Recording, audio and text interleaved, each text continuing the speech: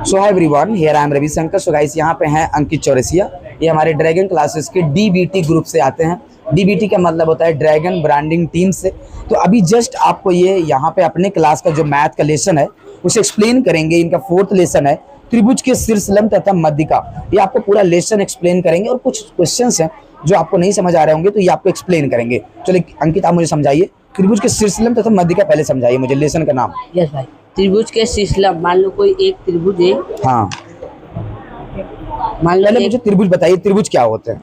एक त्रिभुज है जिसमें 3 कोण बनते हैं। हाँ, एक कोण, 2 कोण, 3 कोण। और क्या वजह हो सकती है एक त्रिभुज की? इसमें और 180 डिग्री बनेगा। और क्या हो सकता है? और क्या वजह है एक त्रिभुज को होने की? और भाई ये देखो, एक लाइन और दूसरे लाइन को मिला के ठीक है, मुझे वो कंपास देना है। ठीक है, आप यहाँ रखिए। ठीक है, बताइए। ये एंगल बनते हैं। हाँ, इस एक तो गाइस यहाँ पे इन्होंने, अंकित ने बताया त्रिभुज की कंडीशन। यहाँ पे 3 वर्टेक्स होंगे, यहाँ पे 3 कोने होंगे, ये देखिए। उसके बाद यहाँ पे 3 एंगल होंगे, ये देखिए यहाँ पे 3 एंगल, और यहाँ पे 3 साइड भी है, ये देखिए तीनों साइड दिखिए आपको। अभी जरूरी नहीं है कि साइड तीनों सेम रहे, छोटी बड़ी कुछ भी हो सकती है, बट वो 3 होनी चाहिए तो उसे ट्रायंगल बोलते हैं। ओके, आगे देखिए। चलिए, तो इन्हें आपने समझा दिया। शीर्षलंब तथा मध्यिका किसे कहते हैं बाबू? भाई कोई एक, आपने पहले मुझे त्रिभुज समझाया, फिर आप मुझे शीर्षलंब समझाइए। कोई एक त्रिभुज है और त्रिभुज के जो ये तीनों शीर्ष बिंदु है, हाँ, उनको बीच में से बाइसेक्ट करना ही शीर्षलंब कहलाता है। इसको ऐसे समझ सकते हैं सर कि अगर यहाँ से कोई लाइन गिरे तो वो परपेंडिकुलर गिरनी चाहिए उसके सामने वाली लाइन के ऊपर। जैसे अगर यहाँ पे बाबू ए रख दूं मैं, यहाँ पे बी रख दूं और यहाँ पे सी, तो ए से कोई रेखा गिरनी चाहिए और वो बी और सी के परपेंडिकुलर गिरनी चाहिए। परपेंडिकुलर मतलब सीधी गिरनी चाहिए एकदम। ओके, तो इसी प्रकार से अगर हम यहाँ से एक शीर्षलंब खींचे तो यहाँ भी गिरेगा, यहाँ से भी खींचे तो यहाँ भी गिरेगा, और यहाँ से भी खींचे तो यहाँ भी गिरेगा। ये सारे परपेंडिकुलर और 90 डिग्री के होने चाहिए। ठीक है ना सर?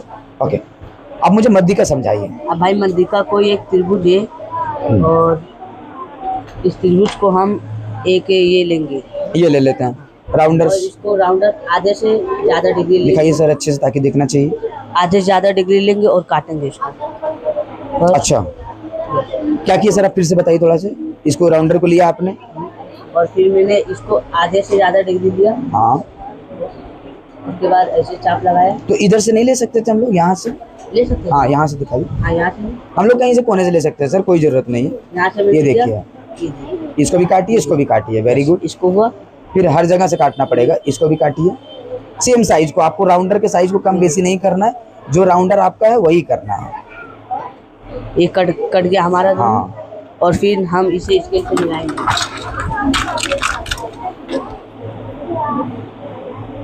जहाँ पे भी कट किया है उसे हम मिलाएंगे यहाँ पे। ये हो गया। ऐसे ही तीनों लाइनों, इसे तीनों मिला के दिखा दीजिए मुझे। तीनों मिला के।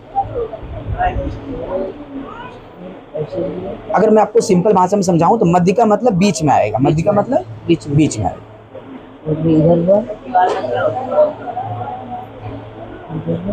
और ये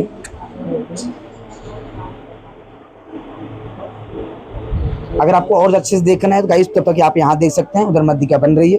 ये देखिए, इसको हम मध्यिका बोलते हैं कि तीनों का जो लाइन है वो बीचों बीच मिल रहा है, उसे हम मध्यिका बोलते हैं। ठीक है, आइए थोड़े देखते हैं इधर।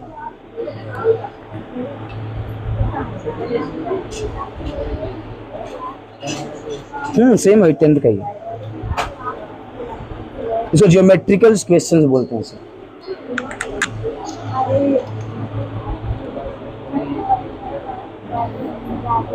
ये देखिए सर, आ गया ना हमारे पास तीनों। यहाँ पे आप देख सकते हैं गाइस, यही हमारा वो मध्यिका था जिसको हम लोग मीडियम बोल सकते हैं। क्या बोल सकते हैं सर इंग्लिश में? मीडियम बोल सकते हैं इसको। अब अंकित ने हमारे ट्रायंगल को एक्सप्लेन कर दिया, उसके बाद शीर्षलंब को एक्सप्लेन कर दिया, उसके बाद मध्यिका को एक्सप्लेन कर दिया। आपको ये तीनों जो लेसन यहाँ पे तीनों नाम डाले गए, देखिए त्रिभुज के शीर्षलंब तथा मध्यिका।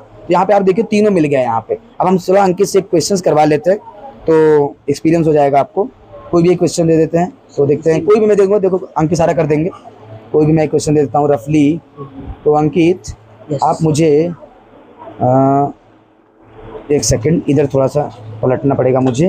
अब क्वेश्चंस किधर दिख रहे हैं? क्वेश्चन इधर ही है। एक ही क्वेश्चन है क्या? अच्छा, यहाँ पे एक ही क्वेश्चन है तो आप मुझे ये एक्सप्लेन करके दिखा दीजिए। फर्स्ट वाला? हाँ, फर्स्ट वाला। कॉपी में फट से बताइए,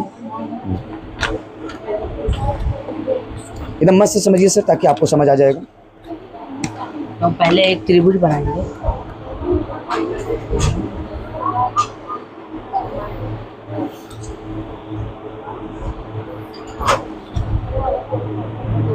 उसके ऊपर से एक परपेंडिकुलर गिराएंगे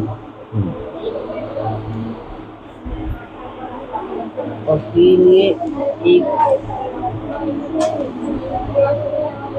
ये एक मध्यिका है। अच्छा, ये आप अभी जो ग्राफ सवाल में दिया है सर वही बना रहे हैं? सवाल थोड़ा पढ़ लीजिए एक बार, अंकित को सवाल पढ़ के बताइए सर। त्रिभुज ट्रायंगल LMN में डेड डेज यह शीर्षलंब है तथा डेड डेज यह मध्यिका है।